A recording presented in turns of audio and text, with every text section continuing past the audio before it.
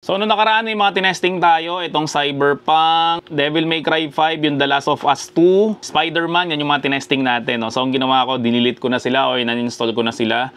So, ito naman yung mga bago kong in-install na games sa Steam. So, kung gusto mo guys, mag-avail rin ng secret app na yun. No? So, binili ko lang rin naman to. 700 pesos for each device. So, kung may mga iba pa kayong tanong, no, wag ako yung tanongin nyo sila dun sa page nila. So, ipa-flash ko na lang guys sa screen yung FB page nila, no, kung gusto mo rin mag-avail.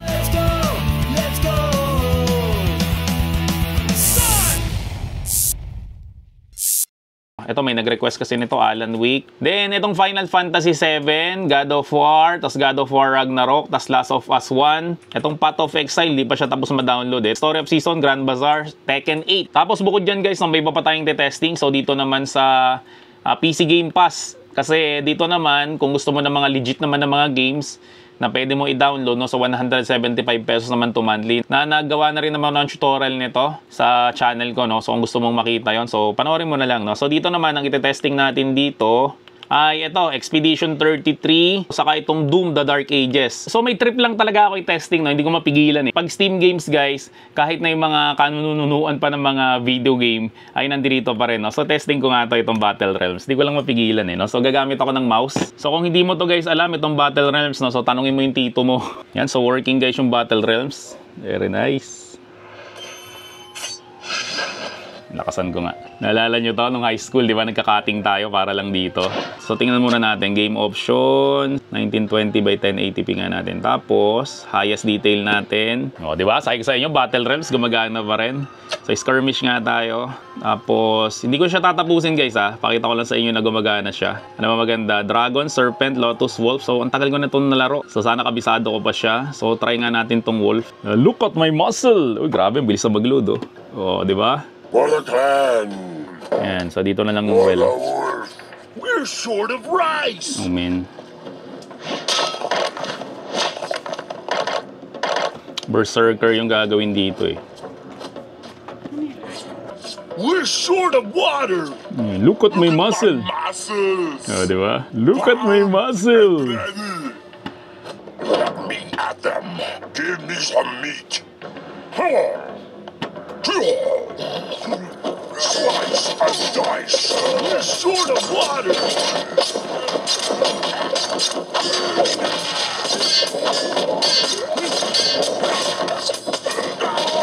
Okay. Yan, so yan muna yung testing natin. Bibitinin ko muna kayo, no? Kasi marami pa tayong testing na game, no? So yung Battle Realms guys, syempre, gumagana yan, no? Pero nakakatuwa, no? Sa ganito kaliit ay umaandar talaga siya, no? So next natin, ito, Final Fantasy 7 Rebirth. So, may nag-request nito. So, shoutout sa'yo kung sino ka man nag-request ka. Yun! Ito guys, working rin to. Itong Final Fantasy 7. Tingnan ko nga kung sino yung nag-request nito. Ito, si George On Villena. So, ang ni-request niya ay Final Fantasy 7 Rebirth. Then, yung Metal Gear Solid na request mo, tinesting na natin yan last time, yung Snake Eater. So, yung iba pa natin iti-testing ay request ni Seiko rin. So, yung Clair Obscure. Ito rin kay Emmanuel Baroba. Yung God of War naman yung kanyang request. So, actually, hindi rin ako naglalaro nito. So, karamihan sa mga nire-request yung hindi ko talaga nilalaro, no? Pero, para sa inyo, tinetesting ko. So, tingnan natin yung graphic settings niya. 120 FPS, 1920 by 1080. Yung graphic quality niya naka-high, tapos ultra, high. Yan. So, ibig sabihin, nakasagad talaga to lahat. And mapapansin nyo guys, ang mga tinetesting natin dito ay puro new game. Walang halos naka-save, no? Kasi nga, mga bagong download lang talaga to. Doon sa secret app. Ay, gumagana yung haptic nyo. Oh man, yan. Ba't naglalag siya? 5 FPS, 6 FPS. Pero baka sa una lang naman yan, cinematics lang naman yan eh. Yan, okay na. Wala na yung lag niya. Pwede ba tayo skip? Skip natin para diretso na tayo doon sa gameplay. So nakita nyo guys, di siya nakasaksak sa charger. So ibig sabihin battery powered lang to kasi pag sinasaksak nyo to sa charger, mas lumalakas yung handheld eh. Yan, so makikita nyo na smooth siya talaga. 61 FPS, 63 FPS, 62 FPS. Doon pala pupunta.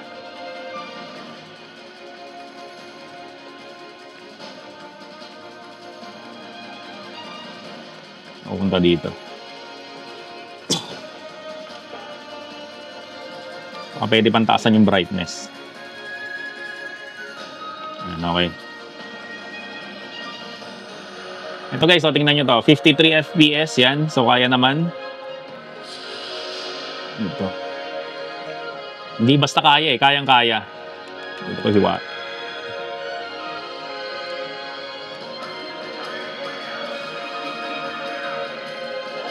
...56 FPS. Okay. Ang Final Fantasy sobrang sikat nito, pero actually guys, sa totoo lang di pa ako nakakalaro talaga nito. Kasi nga nung bata ako, wala akong pangrenta masyado ng PlayStation. Ang mga RPG na katulad nito ay kailangan na mahabang oras. Wala rin akong memory card nun. So ang pera ko lang is good for 1 hour lang. So kapag naubos na yung good for 1 hour ko, wala na, no? So madalas ko nilalaro dati fighting games lang talaga. Siyempre nga naman ang fighting games, hindi naman siya masyadong kailangan ng maraming oras. Di kamukha nito. So mapupunta dito. Yun. Tapos isa pa, turn-based to eh. Parang Pokemon yung, oh ikaw naman, di ba ganun yun? So hindi rin ako mahilig sa ganun, gusto ko talaga ratratan eh.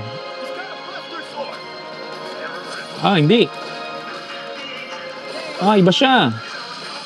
Kala ko turn-based to. Siguro nung pinapili ako yung active o classic. Hindi siya turn-based. Diba ano to? Dapat next to. O, ikaw naman attack. Diba ganun dapat to? Ayan guys, so 65, 60, kayang-kaya siya guys.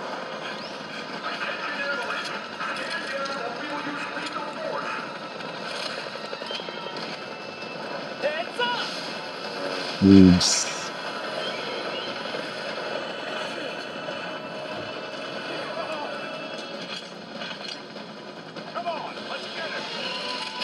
Ito na yata, pag ganito na yata, turn-based na to. Hindi.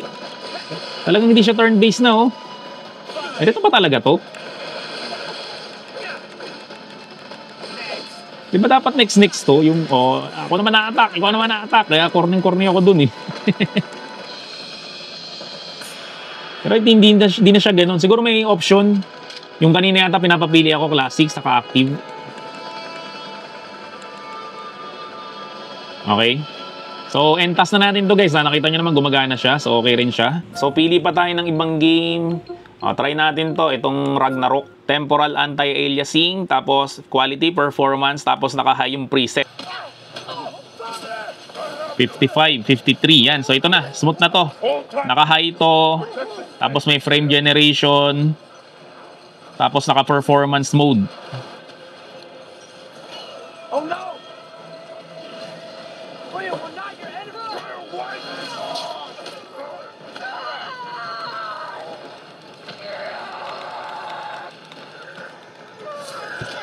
Grabe yung feedback nito. Ang lakas. Ang haptic feedback nitong MS Cyclo.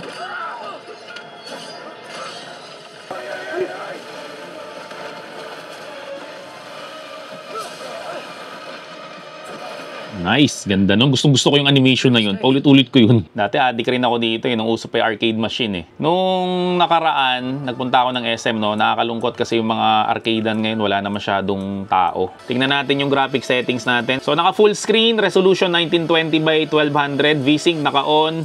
Tapos lahat naka-ultra. Ibig sabihin, ito yung pinakamataas na settings. Ito, malakas damage ito eh. Boogs, lakas pa rin, no? So, hindi nagbago. So, ganun pa rin yung combo niya, oh. Giant swing. Nadagdagan lang ng isang balibag. Boom. Tapos, ang gagawin ko dyan, eto! Boom, sayang. Boogs.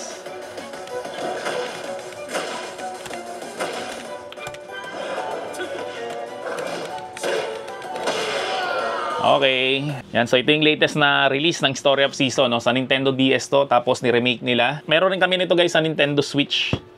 So mas maganda siyang laruin sa Nintendo Switch kasi walang masyadong etche-bureche dito, marami. Ito kayang-kaya to for sure, no? 120 FPS. Wala to, panis na panis lang to. System.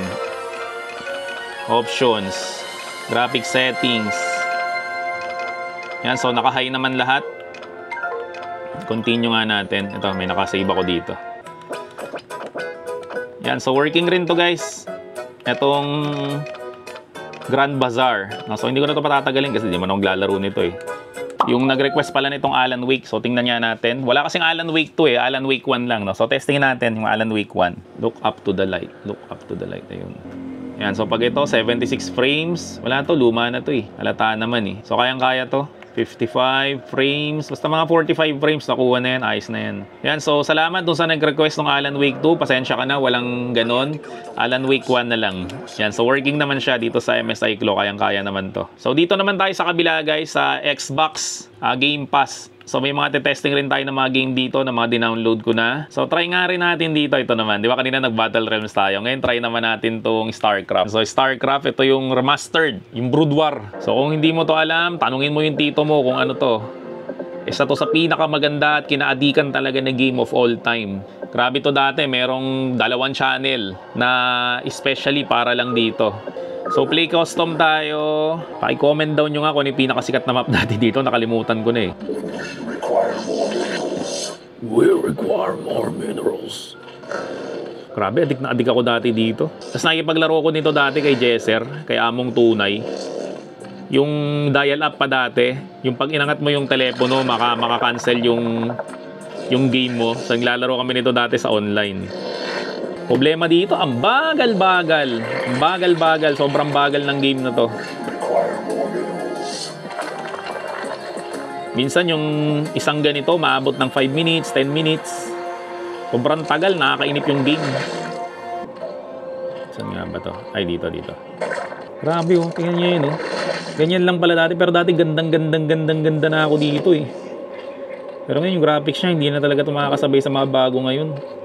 Parang mas maganda pa graphics ng cellphone dito eh. And task na natin yan. So working naman yung StarCraft. Tagal talaga ng game nun. So again guys, no, sa Game Pass to. So ang bayad naman dito is 175 pesos monthly. So kung ayaw mo guys sa Steam, so pwede ka guys dito sa Xbox Game Pass, 175 pesos monthly. Yan, so testingan natin to, Clear Obscure. Very playable na to. Maabot na siya ng 45 frames eh. So again, pag 45 frames, okay na sa akin yun. So sa graphics guys, naka-medium. Scaling type XESS. Scaling mode naka-balance. Tapos yung resolution natin 1680 by 1080. Yan. So pag ganito guys, umabot na siya ng 50 FPS. So latest na game to. So bagong-bago to. Pero kayang-kaya rin itong MSI Clo na Z2 Extreme. So again guys, sa ano to, PC Game Pass. Yan, 43, 44, 40, 41. Saan ba pupunta dito? Yan, smooth na to guys. 50. Problema, hindi ko alam saan pupunta. Usapin ba kita? Oh, hi Sophie. Look around. Oh, 33 good years. Baka yung ibig sabihin ng Obscure 33. Okay, so pag maraming tao, yan may crowd density 35, 34. So sa iba nga okay na yung 30 FPS eh. Yan, so highly playable naman to. So close lang natin. Yan, entas na natin to. So ang pinakahuli natin guys sa testing itong Doom the Dark Ages, no? So libre lang rin to sa PC Game Pass kapag ka nag-avail ka ng 175 pesos monthly. Mula nung first day na nirelease to, ay available na ko to kaagad sa PC Game Pass. Okay, so kanina pa tayo nagte-testing, malulubat na raw siya. So may nagtatanong kasi sa akin, so ano raw bang magandang charger para sa mga handheld? Kasi usually guys, di ba ganito yung kasama sa mga box niya? 65 watts. Ang problema kasi dito guys, mabagal siya mag-charge lalong-lalo na habang ginagamit mo yung handheld mo ay sobrang kupad. As in, sobrang kupad niya talaga mag-charge. Kaya ito guys, meron ako nito 100 watts na gun charger ng Vention. Kasi pag ito yung ginamit mo guys, kaya nito mag-charge habang nilalaro mo siya. Ang kinagandahan mo nito guys, na 4 yung USB port niya, no? So 3 Type-C and syempre isang Type-A, no? So 4 na device guys. Kayang-kaya mong pagsabay-sabayin dito. And at the same time guys, no, kaya nito mag-power ng isang laptop. Okay, so i-charge ko muna to. Yan, so hintayin lang natin. Kasi may update siya kanina kaya medyo natagalan. So kung mapapansin nyo, yung mga game natin mga bago. Yan. So bukod sa bago guys, ay hindi ko siya alam laruin. Yung karamihan dito, no? So tinitesting ko lang talaga to guys para sa inyo. Yan. So 45 frames.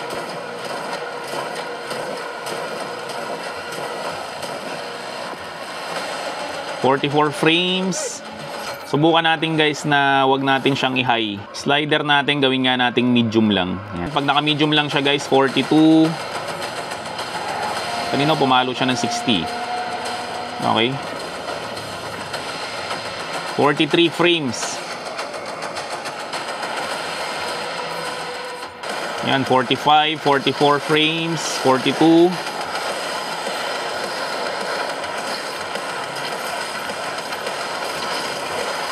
Para masakit sa mata. Bukan nga natin i-low settings. Ito guys, low settings, ayos to. Kayang-kaya. Pangit naman kasi pipilitin natin yung high settings, no? Tapos ang sakit naman sa mata.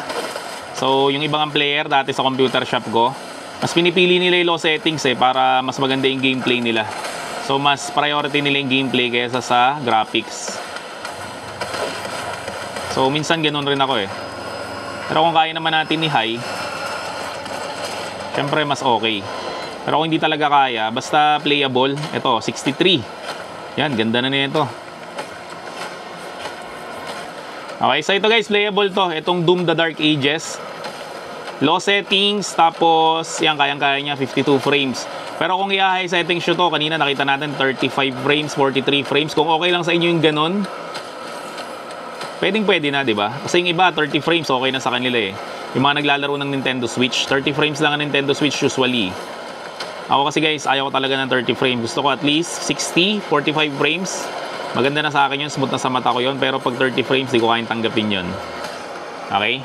Yan, so guys, testing na rin natin guys yung Doom The Dark Ages. So kung nagustuhan mo naman tong video na to, huwag mo naman kakalimutan mag-subscribe dito sa channel ko. Syempre, like mo na rin tong video na to at i-turn on mo na rin yung notification bell para like kang updated sa mga vlog ko about dito. So yun lang, maraming salamat ulit sa inyong lahat. Hanggang sa muli, paalam!